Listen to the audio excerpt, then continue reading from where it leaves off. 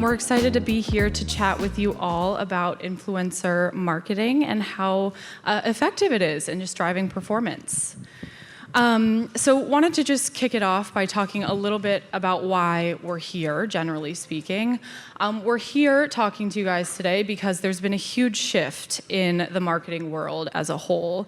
What we're seeing is that recently the creator economy is really evolving from its test and learn sandbox, from its kind of experimentation phase, and becoming much more of a strategic pillar and a driver of growth for brands.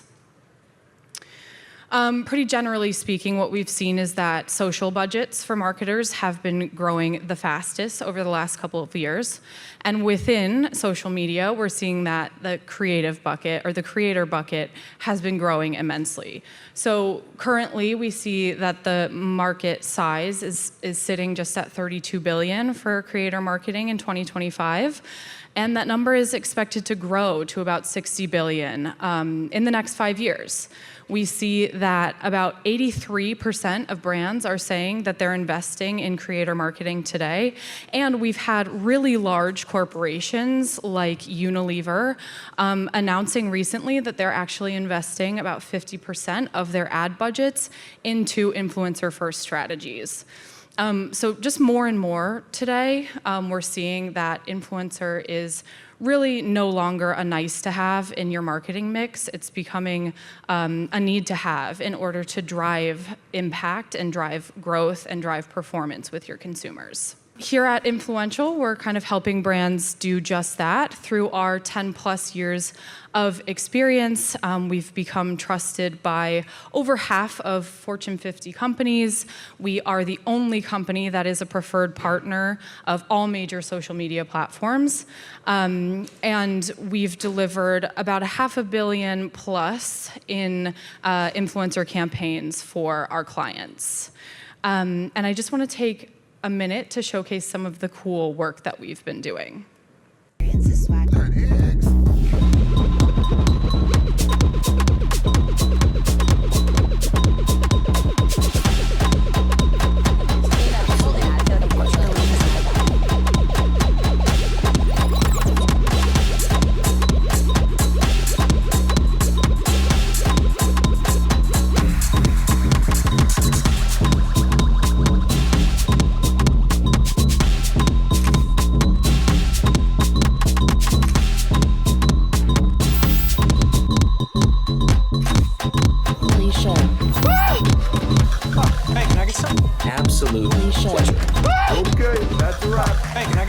Absolute.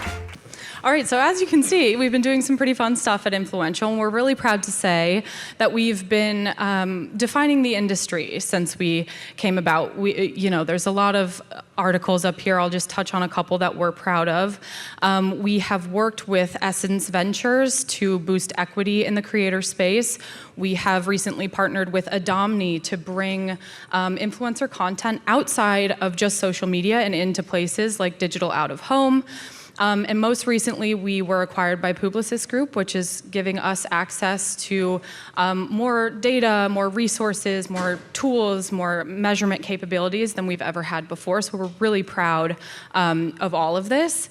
But I think today, it's more so about just showcasing the cool work that we've done, the exciting content that we've created, and really talking about the fact that it's working. It's driving hard, strong, measurable performance across the funnel. And I'm happy to share that our partnership with Swayable has really helped to prove that out. Thanks, Maddie. So we'll share a little bit about our side of the partnership and then talk about what we're learning together. Obviously, what Maddie showed you is a totally new category of the way that brands are telling stories to consumers. It doesn't look like old, boring ads that we're used to. So as CMOs, as CEOs are dedicating more and more budget, in fact, it's the fastest growing category, as Maddie said, naturally the question is, okay, is this working? We know audiences are there, we know people are following these creators. Is it generating lift? If that's the goal of our campaign, is it driving people all the way through the funnel in addition to simply getting views and clicks?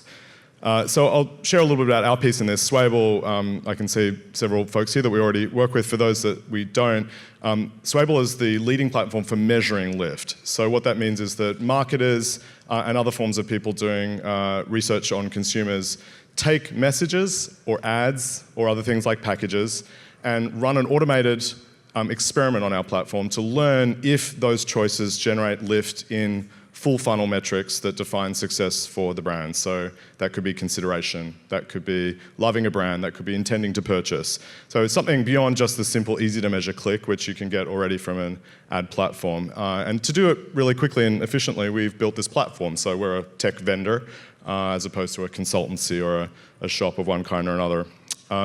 So the big problem we're trying to solve is that, traditionally there's been this enormous wall of dashboards that you get when you run marketing campaigns on channels or you plug in A/B testing tools. And the whole problem is that if your goal is to make someone love one of those brands, want to drink more Pepsi, you just won't find that on any of these dashboards, no matter how fancy they look. You can look as hard as you like, but the I love Pepsi more or I want to, drive this car more metric just is not there. It's all view counts and emojis and time spent and, follower increases. So this is a big problem because as enormous amounts of budget are now really, being allocated and required to demonstrate their ROI, the actual business goals are to drive people, as Maddie said, through the funnel, which means that in addition to did people look at my content, did they click, and if I have a kind of conversion-focused campaign, did they sign up? There's a whole bunch of other stuff that you're trying to do. There's a whole bunch of other reasons that that budget is allocated by boards, by CEOs, by CMOs to try to create all the work that we do and measure here. Is it driving favorability? Is it driving consideration, intent, purchase consideration? So the way Swayable works, you guys are all methodology and measurement fans, so I've got one slide on methodology, is the platform automates what is the gold standard for figuring out if you've made a change, which is a randomized controlled trial. The same way that if you were testing a medical treatment, you would need this gold standard to prove it works. These big decisions can also be driven with the same level of knowledge about whether or not your treatment, in this case the ads or the influencer or creator content, is making a change. In other words, the change you want is people love the brand more, want to consider it more. So the way to figure that out is take a control group that you don't treat, that does not see the influencer content, and compare them to a test group that does see it. So if it works, you better see more favorability or consideration or brand love in the test group, right? Now, if you've got 10 variants, you'll get 10 test groups. So the whole idea is this was always possible. It just used to take months and hundreds of thousands of dollars, and it was a whole project, and it was difficult. By automating the hell out of it with a lot of AI and clever machine learning and now 7 years of really great engineering, teams like Maddie's at Influential and their brands are able to take this methodology with 10x the statistical power and get answers tomorrow that previously would have taken, as I said, a couple of months, and just make that very easy for people. The folks doing this kind of work don't want to sit around designing new experiments every few months to figure something out, and their clients definitely can't wait for that. And frankly, why change it up all the time? It's actually important to standardize these things. So you've got like for like, apples for apples comparisons. So that's enough about how Swayable works. The partnership that we've got with Influential and a whole bunch of the brands that we're working with in common together, is designed to take that kind of measurement and this new way to tell stories to consumers and basically say, can we make this better? Can we get the results, the measurement results early enough that we can act on them and not simply kind of check some homework that was handed in, a month or two ago when we first ran the campaign. So we'll show one quick overview, and then I'll throw it back to Maddie to show the kind of cool, actual specific examples. This is an overall macro meta-study of a large program of doing this kind of testing, purely selecting out the best content from the pile of content created within a large retail customer that you guys would all know, but I'm not allowed to say which one it is. The main point is that this is a very large program with literally millions of dollars worth of testing. They're basically doubling the impact of the content that goes into about $900 million worth of media spend. So they're getting twice as much out of that than they would have if they didn't know in advance whether each piece of content was going to generate lift or not. That money is to buy lift.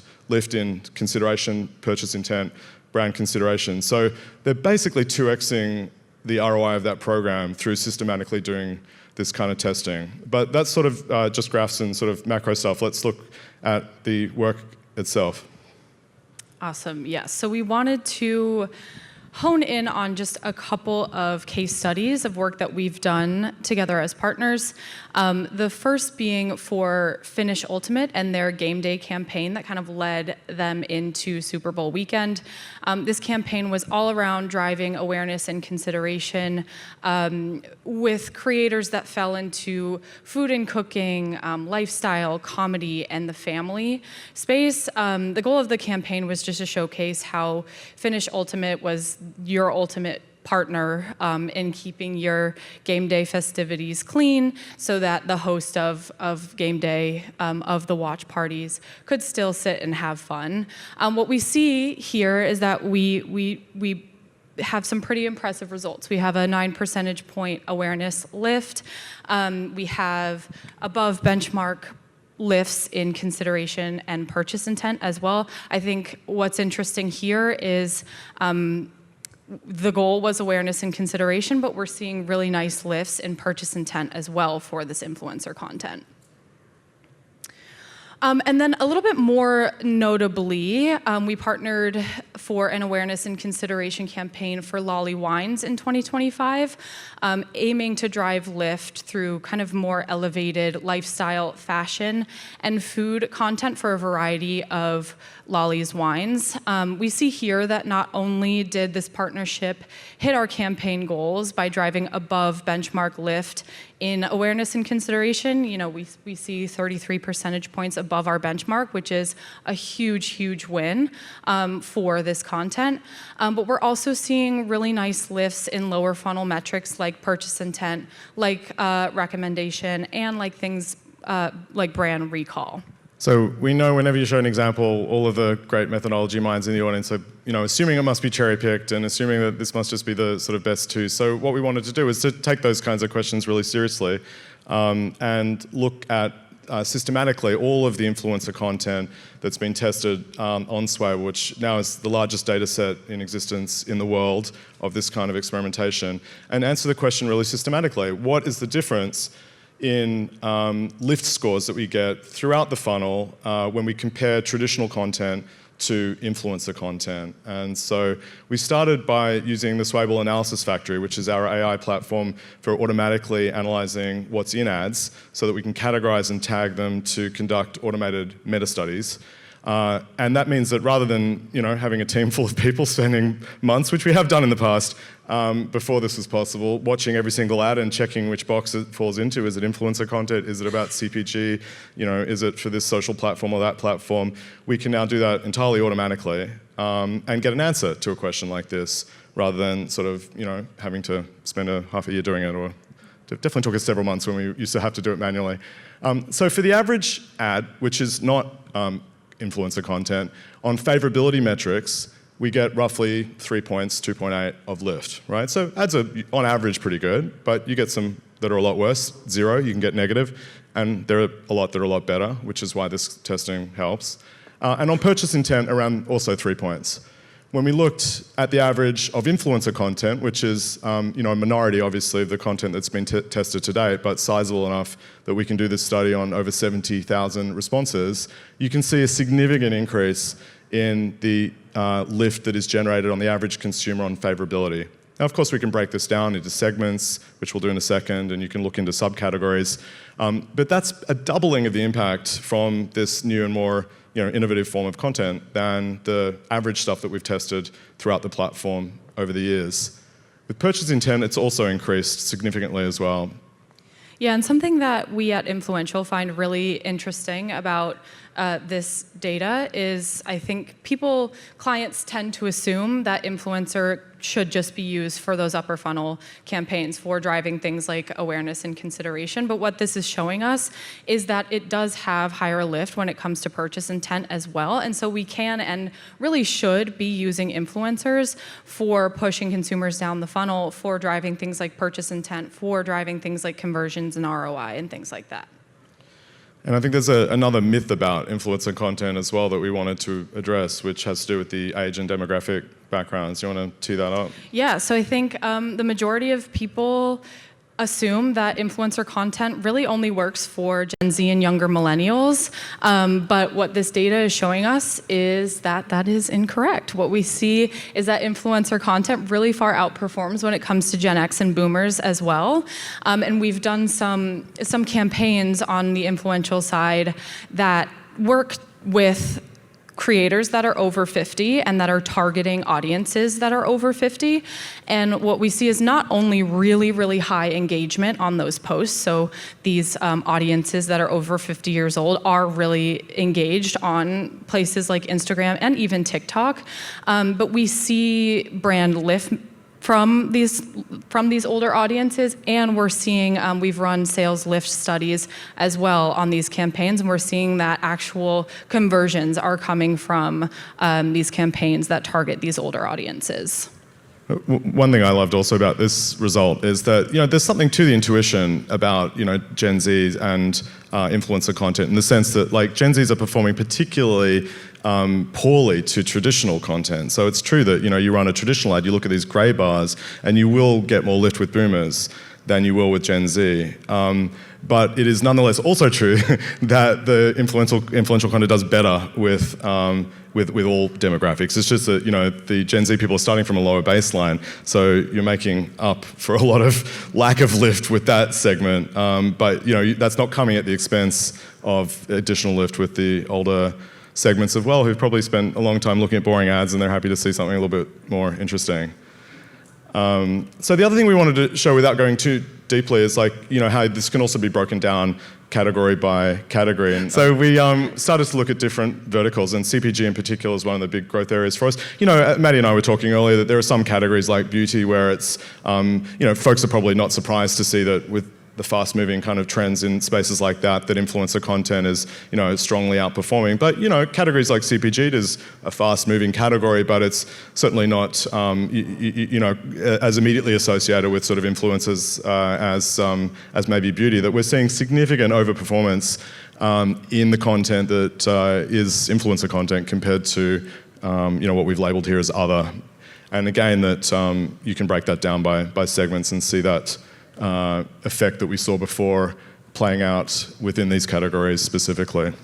Yeah, I think to James's point, what we see is that there are certain industries that we know will work with influencer, right? Like beauty, like fashion, lifestyle, CPG.